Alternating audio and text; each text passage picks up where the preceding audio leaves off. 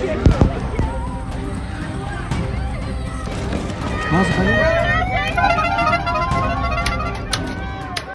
नमस्कार, मेरा नाम प्रशांत है और आप देखना शुरू कर चुके हैं आपका अपना चैनल द कॉन्फ्लिक्ट लेंस। आज के इस वीडियो में मैं आपको एक बहुत इंपॉर्टेंट खबर बताने जा रहा हूं। बताऊंगा कि यमन ने एक बहुत बड़ा हथियार बना लिया है और शायद यही वजह है कि अब इजराइल की हालत बहुत बुरी होने जा रही है।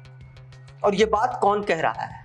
ये बात खुद यमन सरकार के एक मंत्री ने कही है। क्या कुछ मामला है वो मैं आपको बताऊंगा और इसका यमन द्वारा इजराइल पर बीते हफ्ते किए गए हमलों से कितना संबंध है उसके बारे में बताऊंगा। लेबनान में हिजबुल्लाह को लेकर के क्या कुछ एक बड़ी घटना घटी है, हिजबुल्लाह ने लेबनीज सरकार को क्या बड़ा एक तरीके से हिदायत दे दी है, चेतावनी दे दी है, उस पर बताऊंगा। डिसआर्म को लेकर के क्या प्लानिंग है ये खबर बताऊंगा और गजा में क्या कुछ चल रहा है, क्या नया अपडेट है, ताज़ा अपडेट क्या है इसके बारे में बताऊंगा। और इसके अलावा और भी तमाम सारी बड़ी खबरें हैं। एक मीटिंग हुई है इजराइल में अमेरिका के सेंट्रल कमांड के कमांडर की, उस बैठक के बारे में भी मैं आपको बताऊंगा। लेकिन सबसे पहले मैं चाहता हूं कि जरा ये आप ट्वीट देखिए, ये नेक्स्टा का ट्वीट है। इसमें आप देखिए कि क्या बताया गया है। बताया गया कि Houthis have started producing chemical weapon with Iran support. Iran की मदद से हौतीज ने केमिकल हथियार बनाना शुरू कर दिया है। हौतीज जो है वो केमिकल हथियार बना रहे हैं। और ये बात किसने कही है? ये बात यमन के इंफॉर्मेशन मिनिस्टर ने बात कही है दोस्तों, साफ तौर पर। एक इंटरव्यू में यमन का एक बड़ा न्यूज प्लेटफॉर्म है द नेशनल से बातचीत करते हुए ये बात उन्होंने कही है। मुअम्मर एरियानी ने यह बात बोली। देखिए, Muammar Eryani, Yemen minister information, has accused Houthi rebels manufacturing chemical weapons from smuggled components. बताया गया कि ईरान के जरिए जो कंपोनेंट्स स्मगल किए जा रहे हैं उसके जरिए हौतीज जो है वो केमिकल हथियार बना रहे हैं। ये बात दोस्तों इसमें साफ तौर पर उन्होंने कही है। जो यमन के इंफॉर्मेशन मिनिस्टर हैं उन्होंने साफ तौर पर कई दावे किए, मैं आपको शॉर्ट में बता दे रहा हूं। उन्होंने बताया कि हौतीज ने ईरान के जो विशेषज्ञ हैं उनकी देखरेख में केमिकल हथियार बनाने की एक फैक्ट्री स्थापित कर ली है। यह भी बताया कि ईरान ने हाल ही में जहरीली गैसें और उनके निर्माण में उपयोग होने वाली सामग्री अलग अलग पार्ट्स में, अलग अलग हिस्सों में तस्करी करके हौथियों को सौंपी है। और यह भी बताया कि उस केमिकल हथियार का इस्तेमाल हौतीज वो बैलिस्टिक मिसाइलों में और ड्रोन्स में कर रहे हैं। कर क्या रहे हैं? कर चुके हैं। यह भी बताया गया दोस्तों। यह बात इसलिए इंपॉर्टेंट है क्योंकि यह सीधे तौर पर इजराइल से कनेक्ट हो रही है। इसमें बताया गया कि केमिकल हथियार का इस्तेमाल हौतीज मिसाइलों में, बैलिस्टिक मिसाइलों में और किसमें? ड्रोन्स में कर चुके हैं। यमन के प्रधानमंत्री, हौतीज प्रधानमंत्रियों की हत्या, उनके तमाम सारे मंत्रियों और कमांडर्स की हत्या के बाद बीते हफ्ते में जो 3 बड़े अटैक हौतीज ने किए हैं, 3 बड़े अटैक किए हैं, फलस्तीन 2,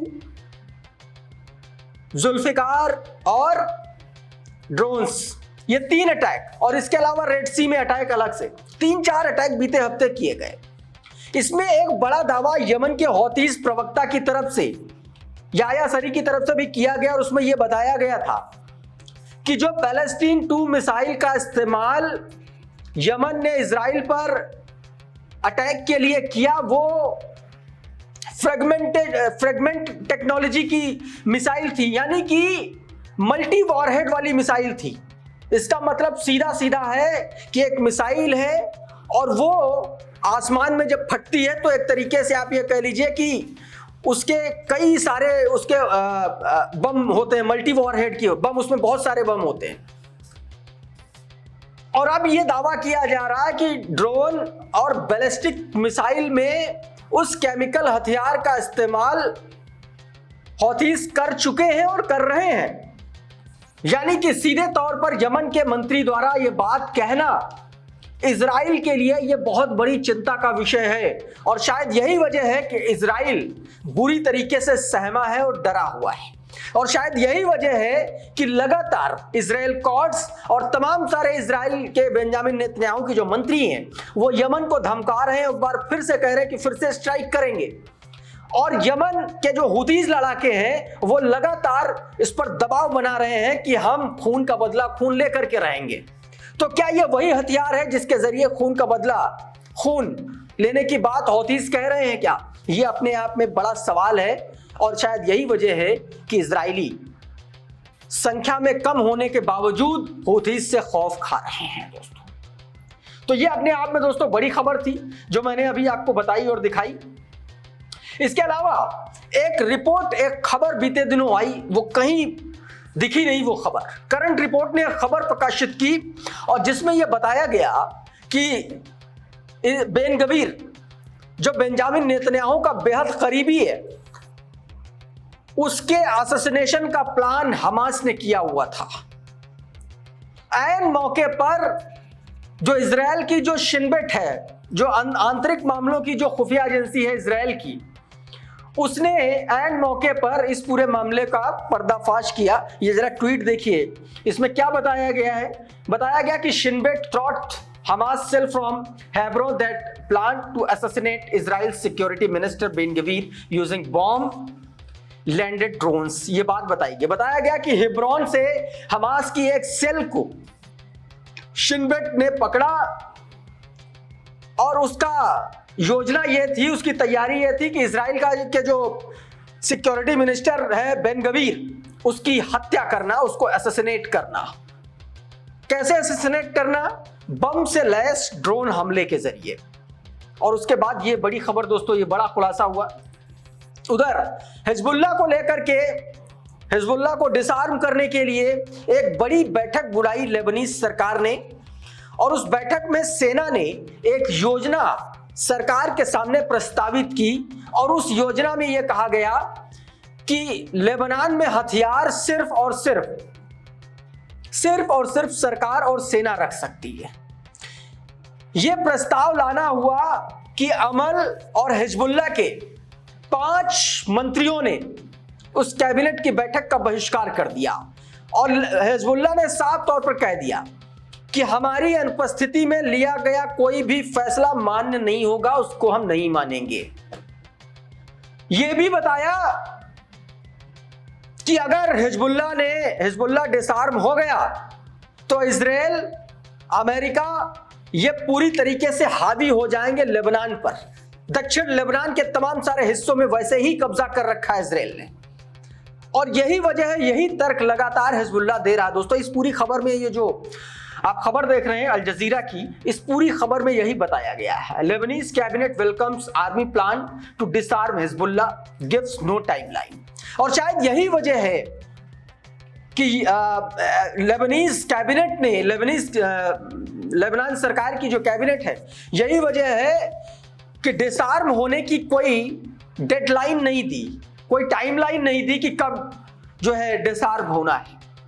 ये खेल दरअसल यही हुआ क्योंकि लेबनीज गवर्नमेंट को भी ये पता है, ये समझ में आता है कि अभी वो उतना कैपेबल नहीं है, उसके पास उतने संसाधन नहीं है कि वो अकेले इजराइल से लड़ पाए।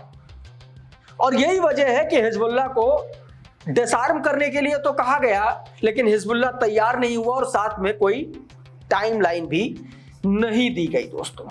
तो ये अपने आप में एक बड़ी खबर है। उधर गजा में लगातार इजराइल जो है इमारतों पर बम बरसा रहा है, मिसाइलें गिरा रहा है, उनको नेस्तनाबूद कर रहा है।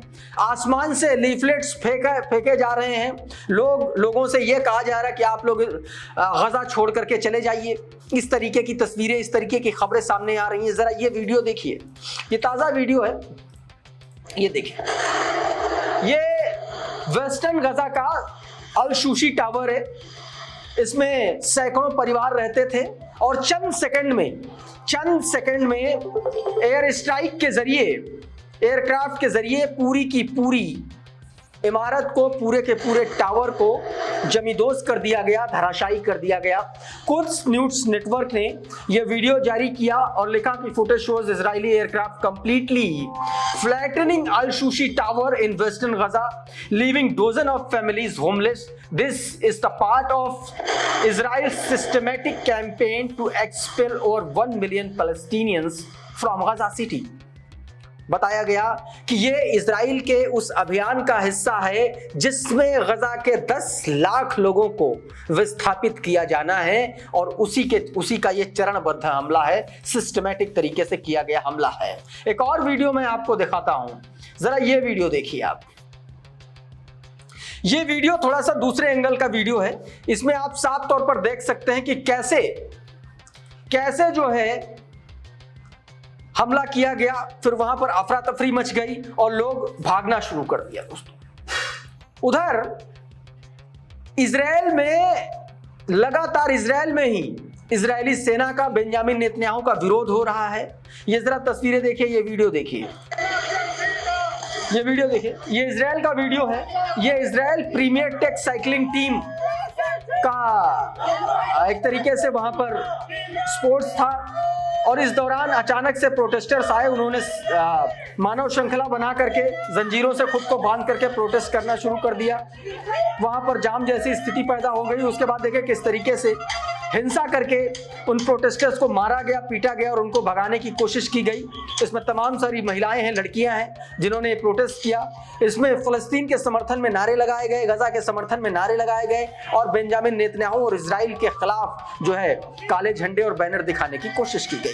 सफरेज नेशन ने यह वीडियो जारी किया और उसने साफ तौर पर लिखा कि in solidarity with Palestine protesters chanted themselves to the road to block the passage of the Israel Premier Tech cycling team. Israel Premier Tech cycling team का जो है रास्ता अचानक से जाम कर दिया गया, ये बताया गया उसमें। उधर गजा में आसमान से लीफलेट्स फेंके जा रहे हैं और उसके जरिए लोगों को बताया जा रहा है कि आप लोग अपने अपने घर छोड़ करके चले जाइए। बाकायदा उसमें गजा का पूरा मैप है। उस मैप में कहां कहां हमला करने जा रहा है इजराइल, किस तरीके से हमला करेगा, वो पूरे जो पर्चे फेंके जा रहे हैं ऊपर से, उसमें सब कुछ लिखा हुआ है। ये देखिए, इसमें बाकायदा पूरा मैप दिया गया है और उसमें बताया गया है। ऊपर आसमान में देखिए छोटे छोटे आप जो ये देख रहे हैं, ये ऊपर से लीफलेट फेंके जा रहे हैं जो उड़ते हुए आ रहे हैं और उसमें यही बताया गया है कि आप लोग अपने घरों को छोड़ करके चले जाइए।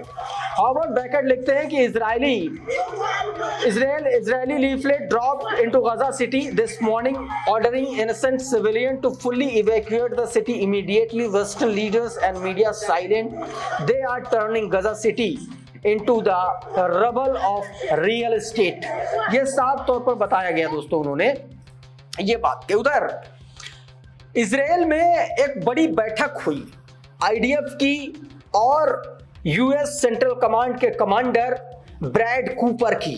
ये जरा तस्वीरें देखिए, ब्रैड कूपर की बैठक हुई और इसमें यह बताया जा रहा है कि जो बैठक हुई आईडीएफ के जो चीफ है जामिर, उसके साथ में, और ये यूएस सेंट्रल कमांड के कमांडर ब्रैड कूपर, इन दोनों की बैठक हुई। तमाम सारे आर्मी ऑफिशियल्स भी वहां पर मौजूद रहे और उसमें बताया गया कि गजा को किस तरीके से सिस्टमैटिक तरीके से खत्म करना है, वहां के लोगों को बाहर करना है, उस पर चर्चा हुई।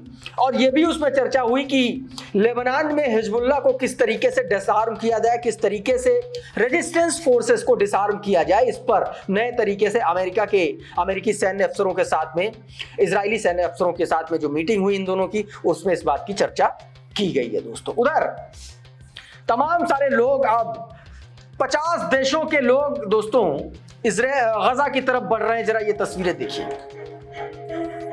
ये AI पैक ट्रैकर का वीडियो है। इसमें आप साफ तौर पर देखिए, ये वो लोग हैं, ये 50 बोट से 44 देशों के जो लोग हैं, ये गजा की तरफ जा रहे हैं। गजा को राहत सामग्री और गजा के लिए जो है लड़ने के लिए, ये यूं कहें कि गजा के समर्थन में ये जो है वहां जा रहे हैं।